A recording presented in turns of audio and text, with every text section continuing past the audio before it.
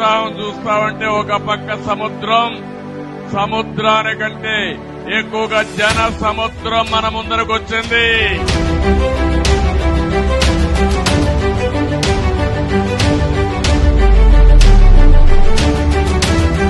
నేను అడుగుతున్నా ఇక్కడుండే మిమ్మల్ని అందరినీ, మీ జీవితాల్లో మార్పు వచ్చిందా అని మిమ్మల్ని అడుగుతున్నా. ఎవరైనా బాగుపడ్డారా అని మిమ్మల్ని అడుగుతున్నా. అందరం బాధితులమే. అహంభావం అవునా కాదా? అహంకారం అవునా కాదా? దీని వల్ల లాభం ఉందా ఈ రాష్ట్రానికి?